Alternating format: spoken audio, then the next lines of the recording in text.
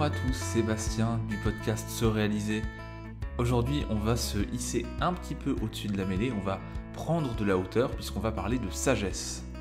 Alors bien sûr, la sagesse c'est une notion très ancienne, dont on débat depuis l'Antiquité, mais ça fait seulement quelques années que la science s'intéresse vraiment à ce concept, à cette dimension, et donc ça fait assez peu de temps qu'on a des résultats sur le sujet, qu'on sait quels sont ses effets, ses conséquences, de quoi elle est constituée, et c'est de ça dont je vais vous parler dans l'épisode du jour. Comme d'habitude, on va essayer de circonscrire le sujet, on va essayer de définir un petit peu ce que c'est que la sagesse, et puis après on va voir comment est-ce qu'on peut la mesurer, quels sont ses effets, et je vous proposerai évidemment des pistes aussi pour la développer, la travailler au quotidien. Allons-y, c'est parti pour ce nouvel épisode du podcast. Quelle que soit l'époque, la sagesse a toujours été utile, elle a toujours été valorisée et valorisable. On va dire qu'aujourd'hui, avec les réseaux sociaux, avec toutes les informations qu'on reçoit en permanence, informations souvent négatives, les tendances à suivre, l'actualité qui va de plus en plus vite, que ce soit au niveau technologique, politique, social, etc., prendre du recul, prendre de la hauteur, faire preuve de sagesse, en quelque sorte, ça devient incontournable, ça devient assez intéressant pour justement gérer cette masse d'informations, ce flot continu d'éléments à intégrer et à gérer. Mais alors justement, qu'est-ce que c'est que la sagesse ? Comment est-ce qu'on peut dire que quelqu'un est sage ou pas ? C'est quoi faire preuve de sagesse, en quelque sorte ? Et selon la recherche scientifique, la sagesse, c'est la capacité à trouver des solutions pratiques, créatives, contextuellement pertinentes et émotionnellement satisfaisantes à des problèmes humains compliqués. Donc on voit avec cette définition que la sagesse a des points communs avec la notion d'intelligence, mais aussi la notion de spiritualité. Évidemment, c'est un concept un peu complexe, multidimensionnel, et ça s'applique autant à l'individu qu'à la société. C'est-à-dire qu'on peut faire preuve de sagesse en tant que groupe humain, en tant que société, en tant que communauté. Et vu la complexité du concept, tout ce que ça implique et toutes les connexions qu'on peut faire avec d'autres dimensions, eh bien on a commencé à l'étudier qu'à partir des années 2000 environ. Avant ça, ce genre de concept, on considérait que c'était impossible à étudier scientifiquement parce que c'était trop complexe.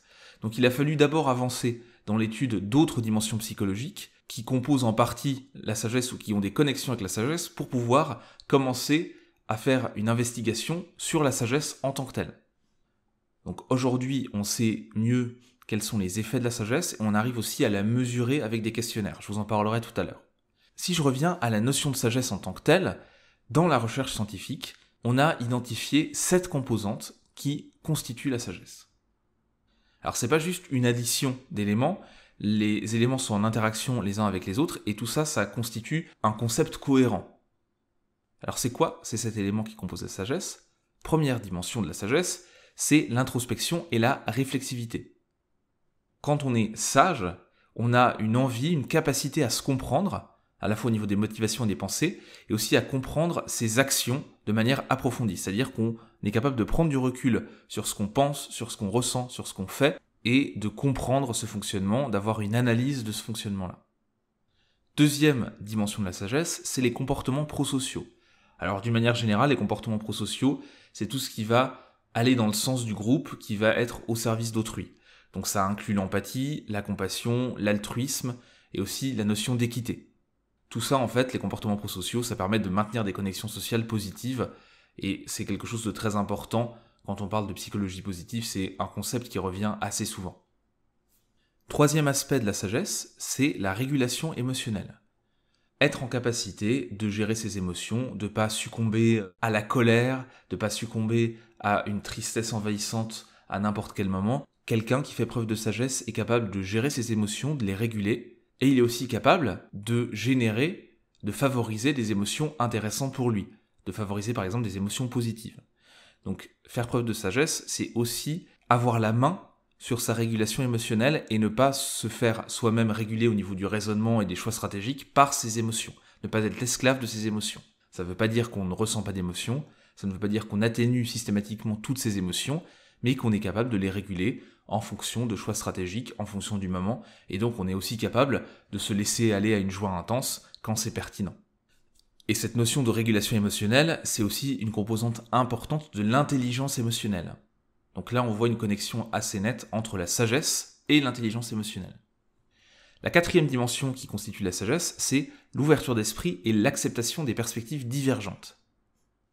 En gros, quelqu'un de sage, c'est quelqu'un qui est capable d'accepter les valeurs et les perspectives de quelqu'un d'autre. C'est-à-dire qu'il est capable d'entendre que tout le monde n'a pas ses valeurs, n'a pas ses perspectives, et qu'il est capable de s'intéresser à des points de vue différents, d'essayer de les comprendre, soit pour modifier ses propres points de vue, soit pour essayer de débattre et d'échanger, de faire évoluer les points de vue des autres. Mais il s'agit vraiment d'une ouverture, d'une curiosité. Il ne s'agit pas d'être ouvert pour imposer son point de vue, mais d'être ouvert sincèrement pour essayer de comprendre le monde qui nous entoure et donc les personnes qui nous entourent. 5e dimension, la prise de décision.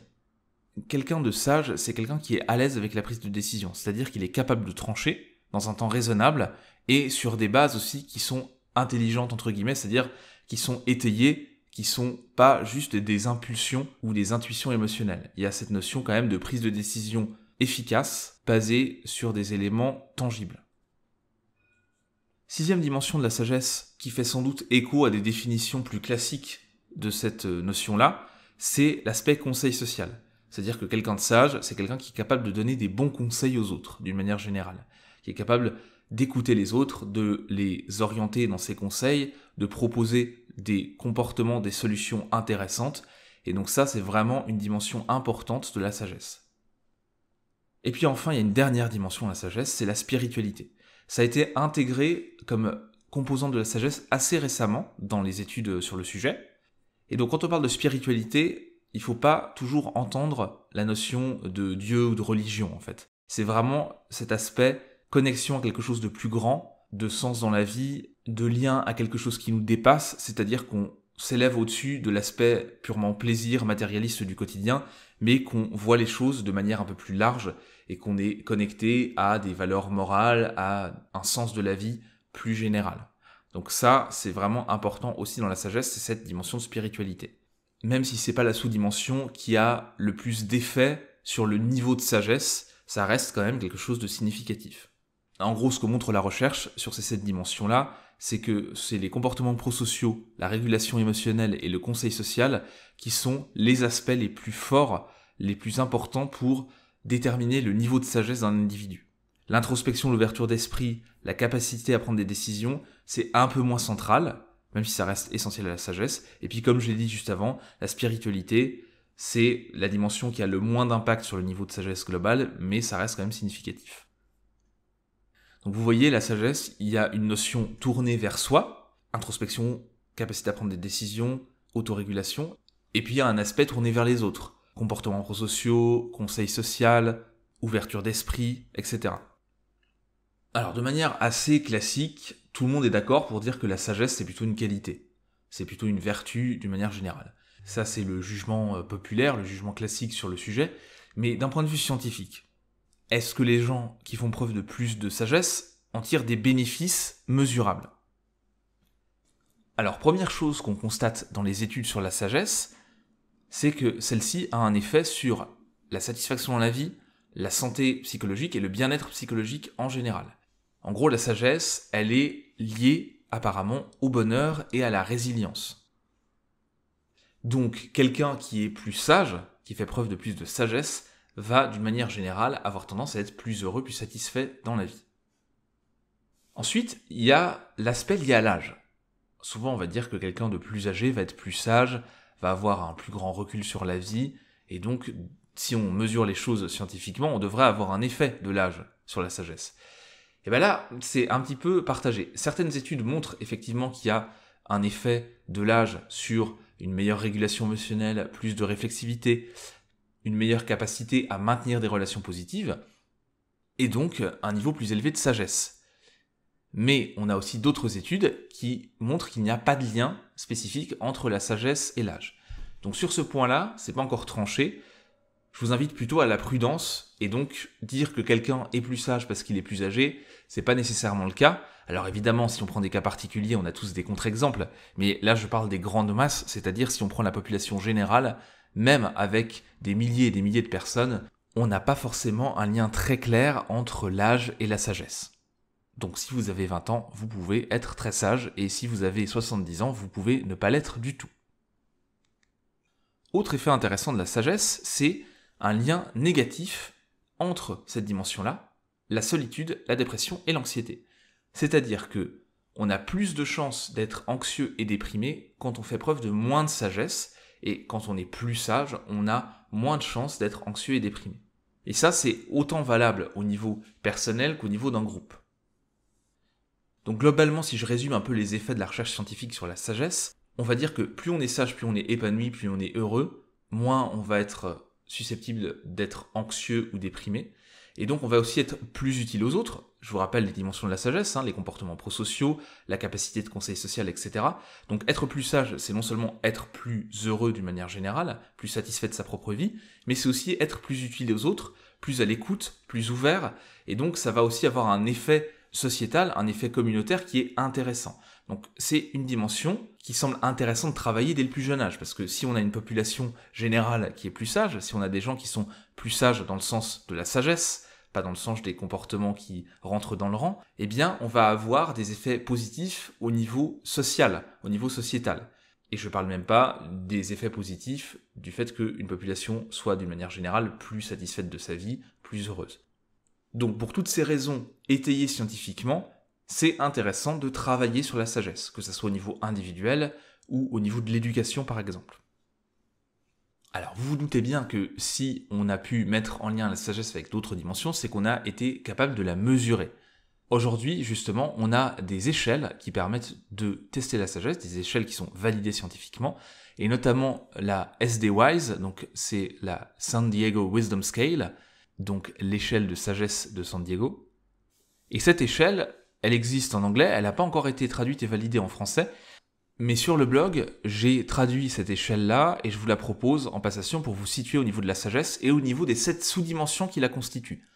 Alors ça a des limites parce que cette version française, c'est moi qui l'ai traduite, elle n'a pas été retraduite en anglais, retestée, validée scientifiquement auprès d'une population, mais ça vous donne déjà une bonne idée de votre niveau de sagesse et ça permet de vous situer. Bien sûr, je vous mettrai le lien vers l'article qui contient l'échelle SD-WISE traduite en français et comme ça vous pourrez passer le test et voir où vous en êtes. Une fois qu'on a mesuré son niveau de sagesse, on a justement les sous-dimensions dans lesquelles on est plus fort et les sous-dimensions dans lesquelles on est un peu moins bon. Et je vous l'ai dit tout à l'heure, la sagesse n'est pas forcément liée à l'âge. Donc ça sert à rien d'attendre d'accumuler de l'expérience et d'avoir 70 ou 80 ans pour être un vieux sage qui se retire dans la montagne et qui donne des conseils comme ça et des énigmes qui vont aiguiller les jeunes générations. On peut travailler sa sagesse au quotidien et on peut la développer via différentes techniques. Et justement, je vais vous proposer maintenant des pistes pour développer la sagesse en sachant que chacune d'entre elles va s'intéresser à une sous-dimension de la sagesse, une des 7 sous-dimensions. Alors, commençons par les comportements prosociaux. Les comportements prosociaux, ça inclut l'empathie et l'altruisme. Donc, pour développer les comportements prosociaux, c'est intéressant de travailler sur ces dimensions, sur ces aspects-là. Et une des manières de travailler sur l'altruisme, sur l'empathie, et d'aller vers les autres et de les aider, c'est de mettre en place la technique des actes de bonté fortuits, qui a fait ses preuves, qui a été validée scientifiquement. L'idée de cette technique, c'est assez simple. Vous réalisez 5 actes de bonté fortuits, une fois par semaine, donc vous choisissez un jour et vous réalisez ces 5 actes de bonté, pendant 6 semaines à peu près. Ces actes de bonté, ça peut être très simple, ça peut être payer un café à quelqu'un, tenir une porte, remercier, aider quelqu'un qui a besoin de déplacer un objet, etc. Et ça peut être aussi des choses beaucoup plus importantes, des choses qui ont un impact beaucoup plus fort. Par contre, les gens n'ont pas besoin de savoir que vous avez participé, que vous avez fait cette action-là. Même si vous n'avez pas d'interaction avec la personne qui est la destinataire de votre acte de bonté, ça n'a aucune importance. L'idée, c'est d'en faire 5 dans une journée, une fois par semaine, pendant 6 semaines, et ça va avoir un impact sur le bien-être et ça va avoir un impact sur le niveau de sagesse. Si vous voulez continuer à développer vos comportements prosociaux et votre altruisme, vous pouvez aussi avoir une réflexion un peu plus large en essayant de vous mettre à la place des autres, à la place de personnes qui n'ont pas votre vie, votre quotidien, qui sont vraiment différentes de vous, et d'imaginer quels sont leurs freins, quelles sont les choses qui sont positives dans leur vie, les choses qui leur posent des problèmes, et aussi d'essayer de discuter, de construire des relations avec des personnes qui ne partagent pas exactement votre quotidien, qui sont assez différentes de vous. Donc c'est l'idée d'aller chercher un petit peu au-delà du cercle habituel de personnes et de parler avec des gens qui sont très différents de nous pour cultiver notre altruisme, notre compréhension de l'autre, et donc cet aspect comportement prosociaux. Si maintenant vous voulez plutôt travailler sur la régulation des émotions, on peut faire pas mal de choses. Premier élément qui marche toujours, c'est la méditation, les pratiques méditatives, tout ce qui va être de l'ordre du yoga, de la relaxation en général, ça peut aider à développer cette régulation des émotions.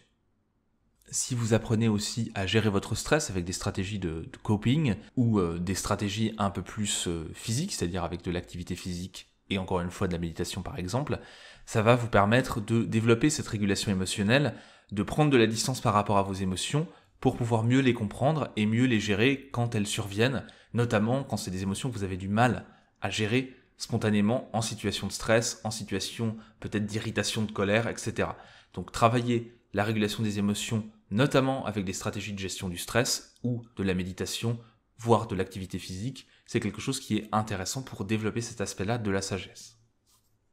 Si maintenant je m'intéresse à l'aspect conseil social de la sagesse, là aussi on peut le travailler. Alors j'en ai parlé un petit peu avec les comportements prosociaux, se mettre à la place de l'autre c'est une chose, mais on peut aussi travailler sur l'écoute active, c'est-à-dire dans des conversations avec des personnes plus ou moins proches, se mettre dans une position où on va vraiment être proactif dans l'écoute. C'est-à-dire qu'on va moins parler et qu'on va essayer de se mettre à la place de l'interlocuteur, de pleinement écouter ce qu'il dit, les mots qui sont employés, et de reformuler pour relancer la machine, pour aller un peu plus loin, en ayant vraiment cette curiosité pour récolter des informations, pour récolter des points de vue, pour mieux comprendre la situation, et en étant pleinement concentré sur les propos de la personne, et en faisant ce travail d'écoute active, et je vous mettrai un lien vers un article où je parle un peu plus précisément de cette approche-là, eh bien on va développer la capacité à écouter les autres. Parce que souvent, le conseil passe par le fait de faire exprimer les choses, le fait de faciliter l'expression de la personne va faire que celle-ci va faire des liens qu'elle ne ferait pas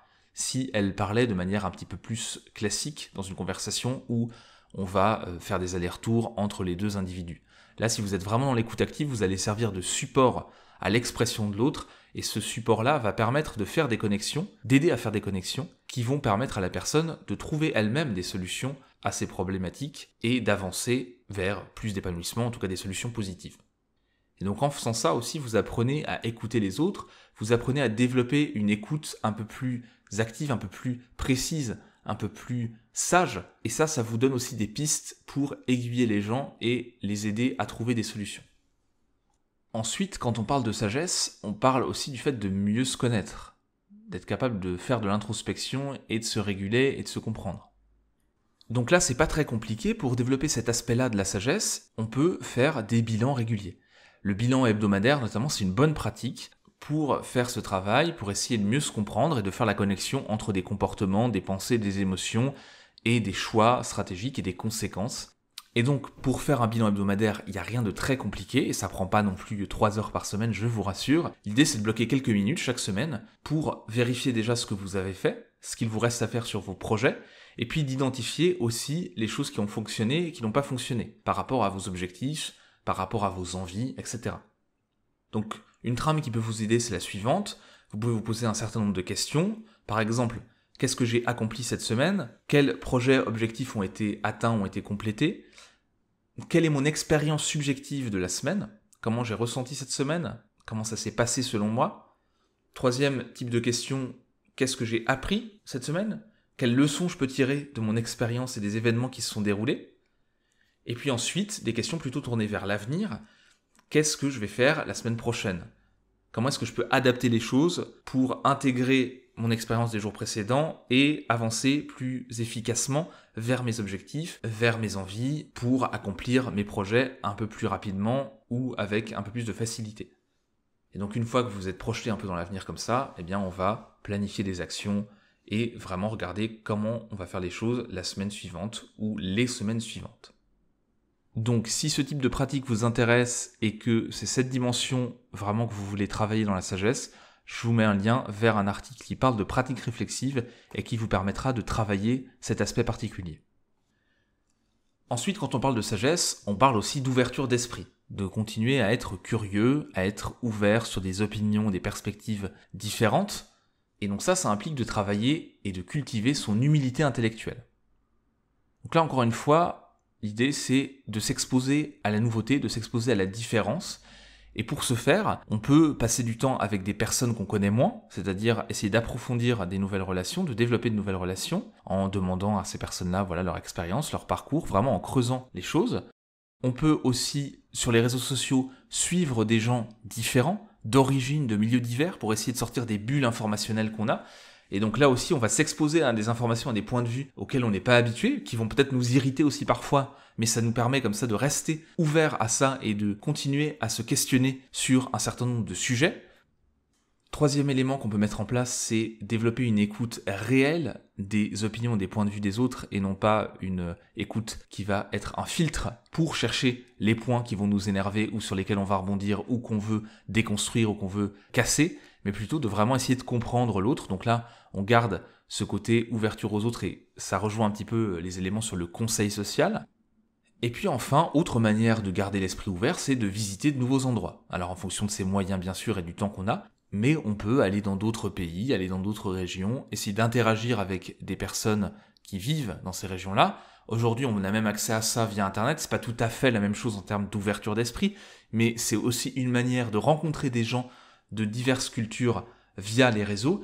Et ça, c'est quelque chose qui s'est vu de plus en plus avec Internet et l'accès à Internet des jeunes générations, où on a eu une ouverture d'esprit, une capacité en tout cas pour un certain nombre de personnes d'interagir avec des personnes à l'autre bout du monde et donc de s'ouvrir l'esprit pendant l'enfance, l'adolescence et l'âge adulte. En gros, l'idée c'est de continuer à apprendre, continuer à être curieux pour garder l'esprit ouvert et continuer à grandir en tant que personne. Alors on l'a vu aussi tout à l'heure, une personne sage, c'est aussi une personne qui est capable de prendre des décisions de manière efficace, la plupart du temps. Ça veut dire que les décisions qui sont prises sont de meilleure qualité, mais aussi qu'elles sont prises dans un temps plus court, en tout cas raisonnable. Une manière de travailler cet aspect-là, c'est d'essayer de travailler sur la notion de satisfaiseur plutôt que de maximiseur. En gros, ça c'est une notion qui a été identifiée dans la recherche. Les gens qui cherchent une solution satisfaisante vont avoir plus d'épanouissement et vont être plus heureux avec les décisions qu'ils prennent que les personnes qui vont chercher systématiquement à avoir la meilleure solution possible imaginable. Donc pour faire ça, l'idée c'est de poser des critères de décision et de choisir en fonction de ces critères, c'est-à-dire une fois qu'ils sont atteints, c'est bon. Donc dans ces critères, on va déjà déterminer quels sont les éléments indispensables, c'est-à-dire que si ces critères sont pas respectés, on va pas choisir telle ou telle option. Ensuite, on a les critères souhaitables, c'est-à-dire que ça serait bien que ces critères soient respectés, qu'ils soient présents dans l'option qu'on va choisir, mais si c'est pas le cas, on peut accepter de s'en passer. Et on peut fixer un certain nombre de critères souhaitables. Par exemple, si on a 2 critères souhaitables sur 4, c'est ok. Si on en a que 1, ça suffit pas. Et puis après, on a les critères bonus, c'est-à-dire que si ça c'est présent dans l'option qu'on choisit, c'est formidable. Et si c'est pas présent, c'est pas grave. C'est un peu la cerise sur le gâteau. Donc, vous voyez, là, on va avoir une prise de décision qui va être basée sur des éléments construits, stratégiques, réels, et pas une prise de décision qui va être infinie, où on va toujours chercher mieux, où on va toujours comparer des bouts d'options entre elles pour essayer de constituer peut-être une solution dans notre tête qui n'existe pas, que personne ne propose, et que personne ne proposera jamais parce que c'est techniquement impossible, et donc on va toujours être insatisfait parce que cette solution, cette option imaginaire, elle ne va jamais exister, mais ça va devenir notre critère de référence, notre maître étalon. Donc plutôt que de se baser là-dessus, on va essayer de se baser sur des critères vraiment construits, objectifs, et de se dire, ok, si ça c'est atteint, c'est satisfaisant, et comme ça j'économise du temps, de l'énergie, et je suis content de ma solution.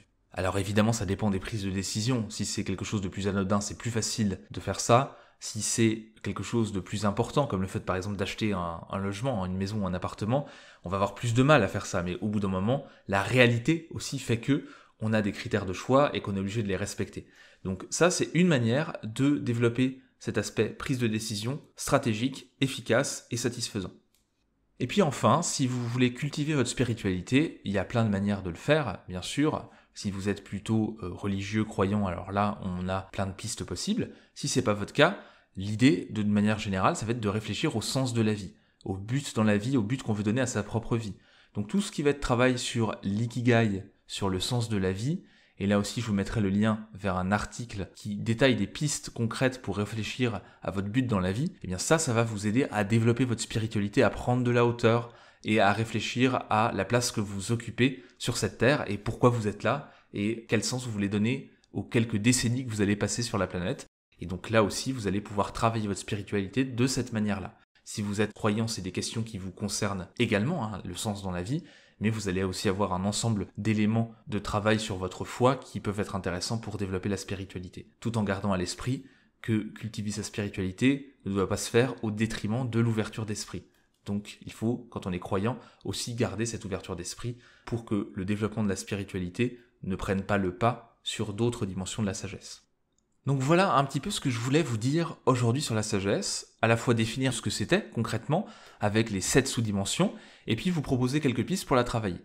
Donc quand vous aurez passé le test, si vous souhaitez le passer, vous allez pouvoir identifier quelle sous-dimension travailler plus particulièrement, puis après vous avez peut-être des appétences, vous avez peut-être envie de travailler sur votre autorégulation un peu plus, ou alors sur l'ouverture d'esprit, ou sur la spiritualité, ou sur les comportements prosociaux, donc c'est aussi en fonction de vos envies que vous pouvez travailler tel ou tel aspect de la sagesse.